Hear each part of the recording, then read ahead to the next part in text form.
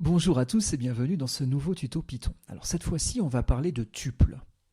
Alors notez que vous pouvez aussi dire tuple si vous préférez une prononciation à l'anglaise. Alors qu'est-ce que c'est qu'un tuple? Quelque part, ça ressemble étrangement à ce qu'on avait fait dans le tuto précédent. Pour rappel, dans le tuto précédent, on a parlé de liste. D'accord? On avait vu une liste, ça peut s'introduire entre crochets, d'accord, et ça contient un certain nombre de valeurs. Vous vous rappelez, on avait vu ces syntaxes-là. Donc ici, j'ai bien une liste. Si je fais type de L, c'est une liste. Un tuple, ça ressemble pas mal à la liste. Regardez, ici je vais faire T pour tuple, et au lieu de mettre des crochets, je vais mettre des parenthèses. 10, 20, 30. A priori, j'ai réussi à créer quelque chose. Quelle est la nature de cette chose? Effectivement, c'est un tuple. Donc ce qui fait la différence entre tuple et liste au moment de la déclaration, c'est les caractères que vous utilisez à ce niveau-là. Après la question, il semblerait que ce soit un ensemble de data, un petit peu à l'instar de la liste, mais alors où seraient les différences entre liste et tuple? On va essayer 2-3 petites choses. Regardez, je vais faire un len de mon tuple.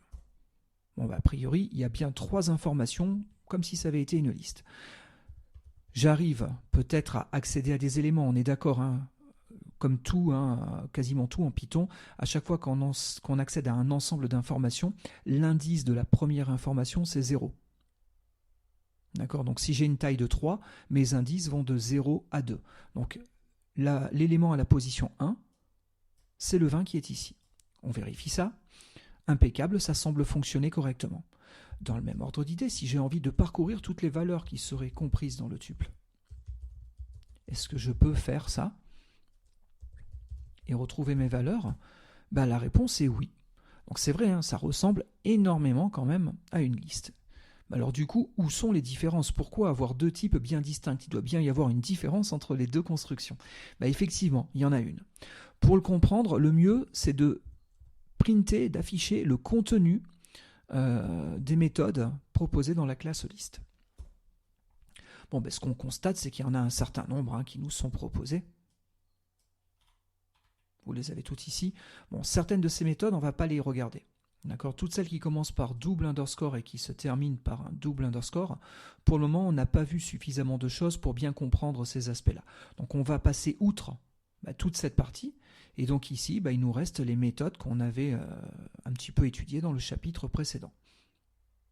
Pour rappel, je peux ajouter à la fin d'une liste, je peux nettoyer complètement la liste et tout supprimer, je peux en dupliquer une pour la créer, je peux compter le nombre de fois qu'une valeur est présente dans la liste, je peux injecter à l'intérieur de ma liste le contenu d'une autre, je peux rechercher la position d'une information, je peux insérer une donnée là où je le souhaite. Je peux supprimer des données, soit par valeur, soit par position, et je peux renverser une liste ou trier une liste. Ça, c'était nos méthodes. La question, c'est qu'est-ce qui va se passer si je fais un dir de tuple? Regardez, on retrouve des informations un petit peu identiques à ce qu'on avait sur la liste à ce niveau-là, mais on a dit que ça, on allait l'ignorer pour le moment. Et donc, il nous reste quoi? Du coup, il nous reste pas grand-chose. Il nous reste ces 2 méthodes. D'accord? Et en gros, ce qu'on voit, c'est que toutes les méthodes qui permettaient de faire des modifications au sein de mon tuple ont été retirées. Il semblerait que je ne puisse plus modifier un tuple. Regardez, je reprends mon T. Donc pour le moment, il vaut 10, 20, 30. Si j'avais essayé de faire un append avec une nouvelle valeur, je serais arrivé à cette problématique-là. La méthode n'existe pas, donc je ne peux pas ajouter de valeur à l'intérieur de mon tuple. Mais à la rigueur, vous pourriez aussi essayer de faire ça. Qu'est-ce qui se passe si j'essaye d'insérer 2000 en 2e position dans mon tuple? Effectivement, ça semble confirmer ce qu'on était en train de dire. Toute opération permettant de modifier le contenu d'un tuple a été retirée. Donc un tuple, c'est quoi? C'est une liste, c'est quasiment une liste, sauf qu'on ne peut que consulter son contenu. On ne peut plus le modifier. Une fois que le tuple a été acquis, une fois qu'il est instancié, je n'ai plus de moyen de modifier son contenu. Alors vous allez me dire, ok, mais alors à quoi ça sert?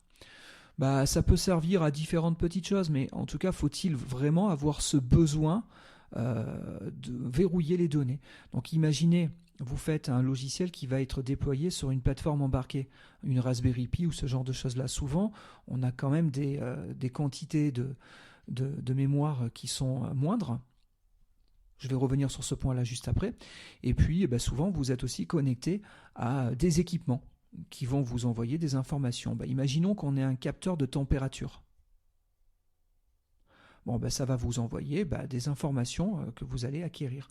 Peut-être qu'à un moment donné, vous allez vouloir lancer tout un ensemble de traitements, mais en garantissant que jamais les données que vous avez acquises au niveau des températures, par exemple, ne vont changer. Comme ça, vous êtes certain qu'au fur et à mesure que vous retraitez les données, vous avez toujours le jeu de données initialement acquis sans modification. Si vous avez ce besoin-là, dans ce cas-là, un tuple, c'est fait pour vous. L'autre point qui me vient à l'esprit, c'est ce que je disais tout à l'heure, notamment dans ces systèmes embarqués, souvent on a peu de mémoire. Et il faut savoir qu'il y a quand même une petite différence en termes d'occupation mémoire entre un tuple et une liste.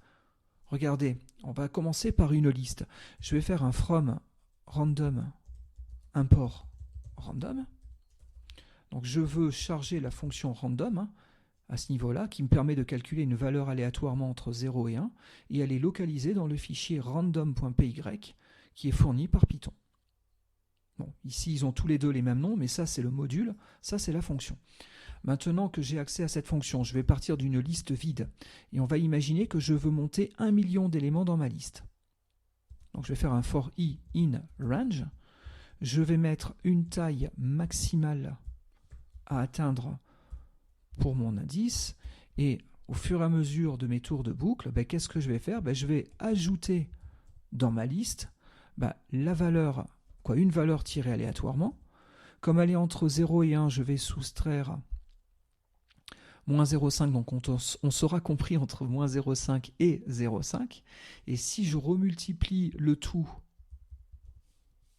par 200, normalement, on devrait se trouver entre moins 100 et 100.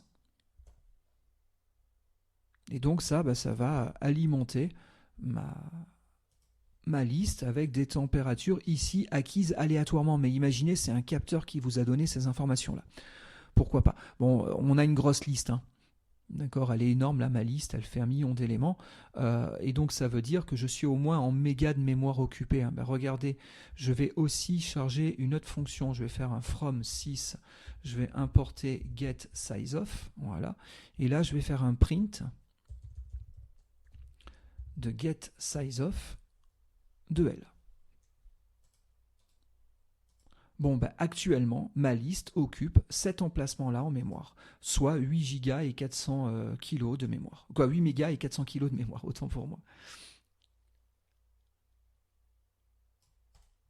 Très bien. Il faut savoir que j'aurais pu aller bien plus loin. Si ici vous mettez 100 fois plus d'informations, ça va prendre 100 fois plus de mémoire, tout simplement. Donc il n'y a pas trop de limites à ce niveau-là.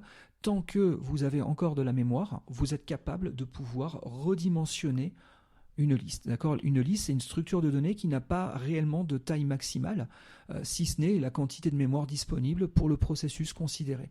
Donc là, si je laisse tourner ce programme-là, et si on part du principe que j'ai assez de mémoire, ça doit fonctionner. Là, tout à l'heure, on était à 8 mégas, donc là, ça fait 800 mégas. Bon, ça rentre quand même, j'ai quand même une bonne machine. Donc là, j'ai acquis une liste de 800 mégas et 835 mégas de mémoire. Pourquoi pas ? Bon, très bien pour ça. Et je voulais comparer ça avec un tuple. Regardez, je fais un autre tuple. Alors oui, là, mon L, il me dit, je crois, que c'est ambigu. Donc je vais changer mon nom, je vais l'appeler LST. Voilà. Comme ça, il est content. Très bien à ce niveau-là.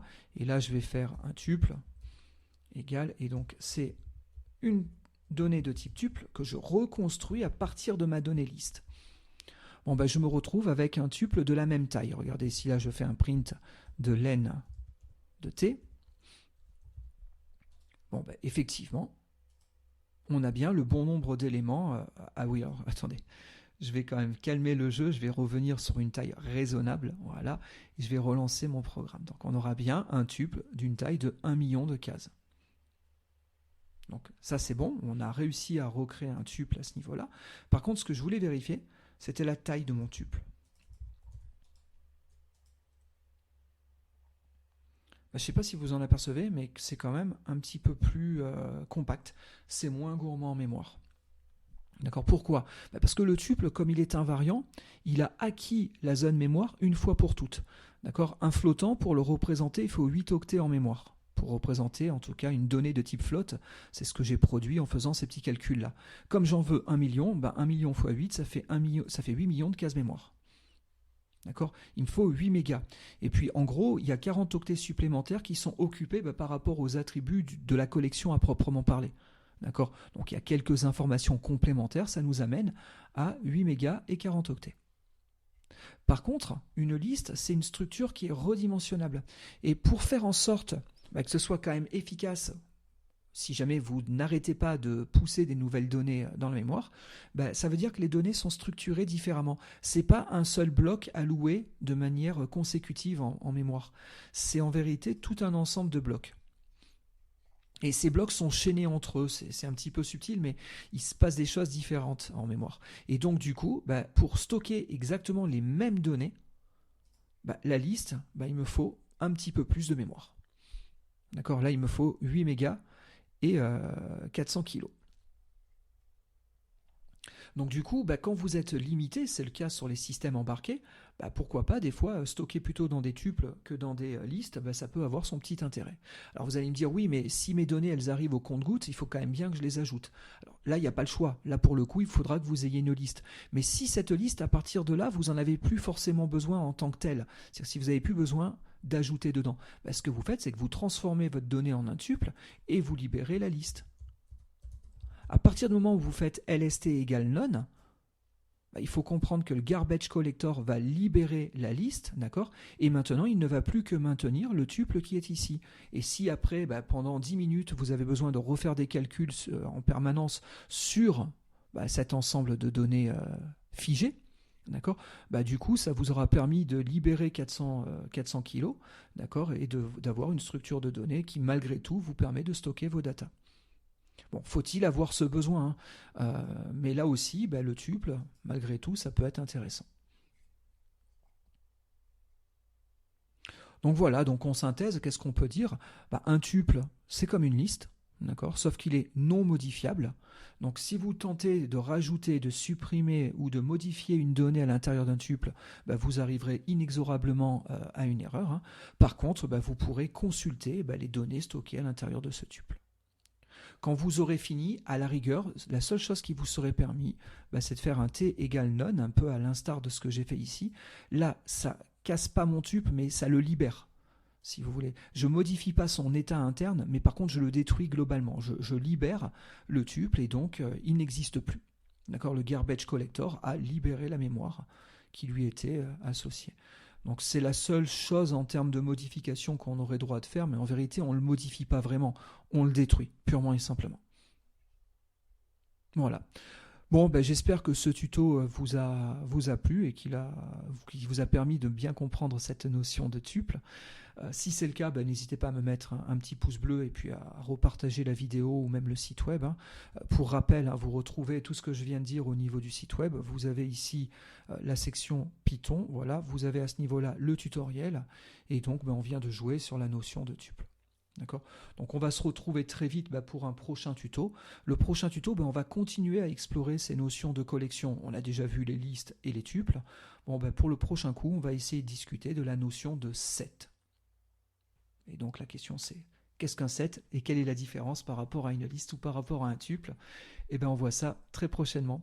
Je vous remercie de votre attention et je vous dis à très vite. Bye.